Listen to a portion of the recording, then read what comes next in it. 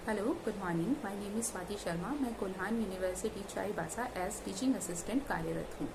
आज हम शुरू करने जा रहे हैं semester 2 core course 5 women in Indian history. इस विषय के या इस पेपर के अंतर्गत हम बात करेंगे भारतीय समाज में नारी की स्थिति कैसी थी। नारी की स्थिति से तात्पर्य हमारा उनकी संपूर्ण स्थिति के परिवर्तन से है, अर्थात सामाजिक, राजनीतिक, आर्थिक, वैधानिक, ये इन सभी परिप्रेक्ष्य में नारी की स्थिति क्या थी। प्राचीन काल से लेकर मध्यकाल और आधुनिक काल तक भारतीय महिलाओं की क्या स्थिति थी, इसका हम अवलोकन करेंगे। आज हम जिस टॉपिक पर चर्चा करेंगे वह है धर्म और महिलाएं, रिलीजन एंड वुमेन। इसमें हम भारत में निवास करने वाले विभिन्न धर्मों में महिलाओं की स्थिति का अवलोकन करेंगे।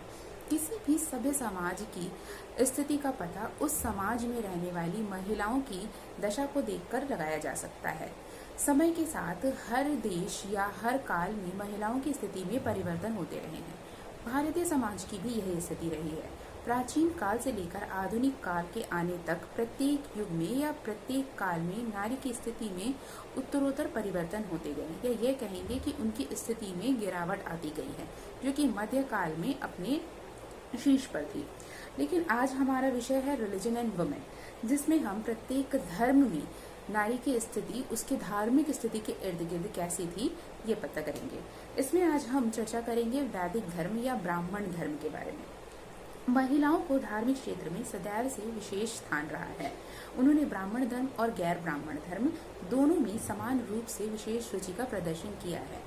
लेकिन प्राचीन काल में वैदिक धर्म की व्यवस्था वेदों और पुराणों से की गई है, और प्राचीन काल को जानने का, उसे समझने का हमारे पास माध्यम ये वैदिक साहित्य जैसे उपनिषद, वेद, ग्रंथ, पुराण आदि यही सब रहे हैं।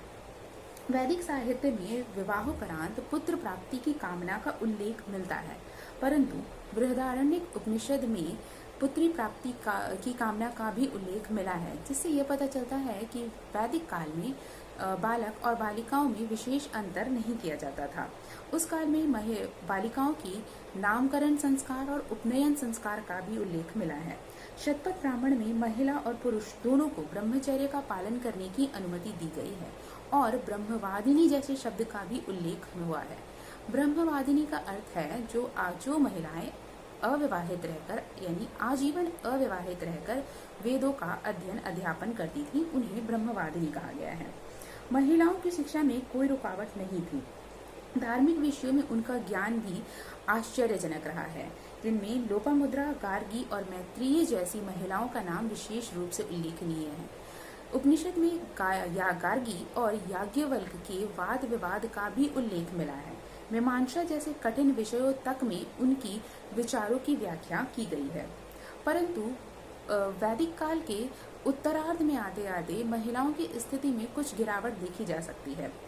मनु जैसे व्यवस्थाकार ने स्त्रियों को शूद्र की श्रेणी में रखना प्रारंभ किया, और पुत्रों को ही पैतृक संपत्ति का अधिकारी माना गया। यद्यपि विवाह में दहेज का वर्णन नहीं मिलता है, लेकिन उपहार के रूप में कोष शब्द का प्रयोग किया गया है। उनकी स्वतंत्रता की सीमाएं अब निर्धारित की जाने लगी थी। तैत्तरीय ब्राह्मण में विवाह को यज्ञ की संज्ञा दी गई है, और शतपथ ब्राह्मण में पत्नी को अर्धांगिनी बताया गया है। मनुस्मृति में 8 प्रकार के विवाहों की चर्चा की गई है। ये 8 प्रकार के विवाह हैं: ब्रह्म विवाह, दैव विवाह, आर्ष प्रजापत्य विवाह, गंधर्व विवाह, राक्षस विवाह, असुर विवाह और पैशाच विवाह। इनमें से आर्य, दैव, प्रजापति और ब्रह्म विवाह को उच्च कुल या उच्च कोटि का विवाह की संज्ञा दी गई है।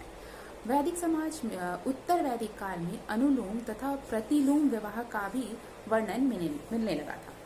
अनुलोम विवाह उस विवाह को कहते हैं जिसमें उच्च कुल का पुरुष और उसके बाद उससे नीचे कुल की महिला होती है, और प्रतिलोम विवाह उस विवाह को कहते हैं जिसमें उदाहरण स्वरूप एक ब्राह्मण महिला और एक क्षत्रिय पुरुष का विवाह किया गया हो। इस काल में राक्षस विवाह का भी कुछ उदाहरण मिलता है। मनुस्मृति में ऐसे विवाह को केवल वैश्यों और शूद्रों तक सीमित रखा गया है। क्योंकि कृषि कार्य और सेवा कार्य में संलग्न होने के कारण वैश्य और शूद्र परिवार की महिलाओं को घर में नियंत्रित करके नहीं रखा जा सकता था। अथर्ववेद में प्रमुख संस्कारों का वर्णन मिलता है। उसमें गर्भाधान और पुंसावन का भी अपना महत्व था।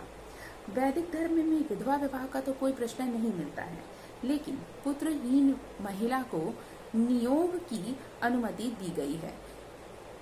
नियोग प्रथा में पति की मृत्यु के बाद महिला संतान उत्पत्ति के लिए अपने पति के किसी भी भाई का चयन कर सकती थी।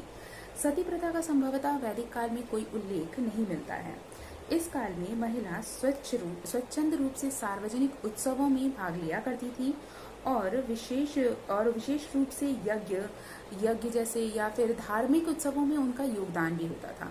उस वैदिक काल की विदुषी महिलाओं में अपाला, घोषा, लोपामुद्रा, विश्वतारा, अदिति, उर्वशी आदि का नाम विशेष रूप से उल्लेखनीय है। शस्त्र का भी ज्ञान कुछ महिलाओं को होता था, जिनमें से पिप्पला का नाम विशेष रूप से लिया जाता है। धर्मशास्त्र में उल्लेखित मिलता है कि महिलाओं पर पर्दे में रहने का कोई अंकुश नहीं था। उदारशीलता और दानशीलता के संदर्भ में एक विद्वान ने कहा है कि देवताओं से विमुख और दान ना करने वाले पुरुष की अपेक्षा नारी श्रेष्ठ है, जो भूखे, प्यासे और कंगाल को दान देती है और मन में ईश्वर का मनन करती है। इसलिए शास्त्रों में नारी को अवध्य भी कहा गया है।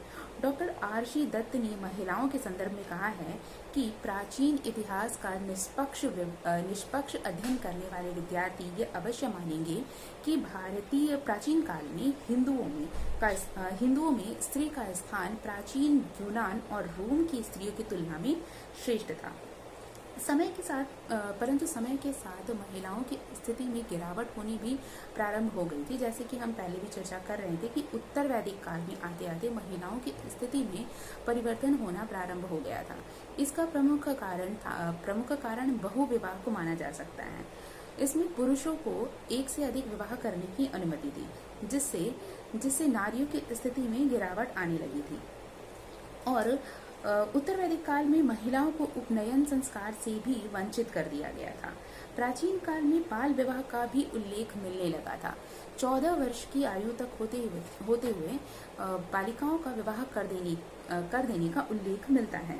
समाज पुरुष को स्त्री के परित्याग का अधिकार भी प्राप्त था।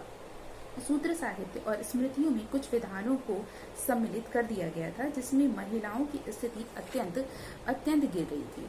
इस युग में सती प्रथा का भी उल्लेख मिलता है। ब्राह्मण धर्म ने सती प्रथा को भी स्वीकार कर लिया था।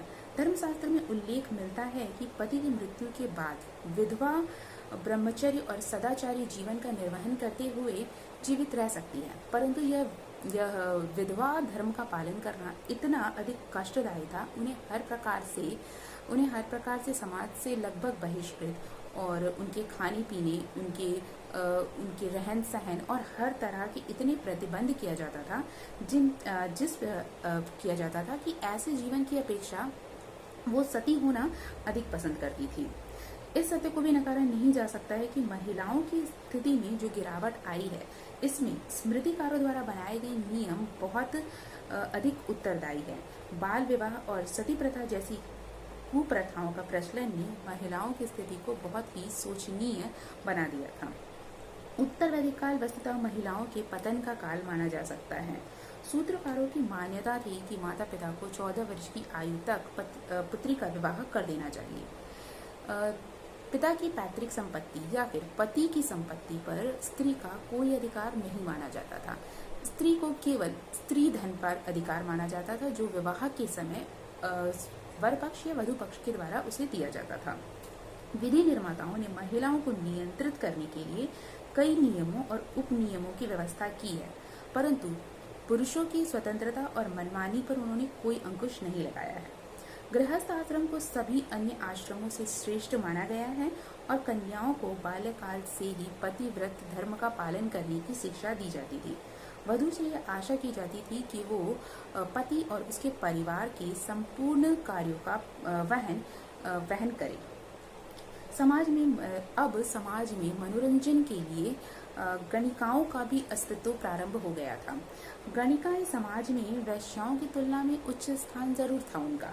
उन्हें केवल राजभवन में नृत्य और गायन और अतिथि दरबारियों और शाही परिवार के लोगों का मनोरंजन के लिए उपयोग किया जाता था। गणिकाओं को नगर वधु की उपाधि दी जाती थी। इस प्रकार हम देखते हैं कि प्राचीन काल में जहाँ वैदिक काल में नारियों का स्थान उच्च था, वहीं उत्तर वैदिक काल में आते आते उनकी स्थिति में गिरावट होने लगी थी।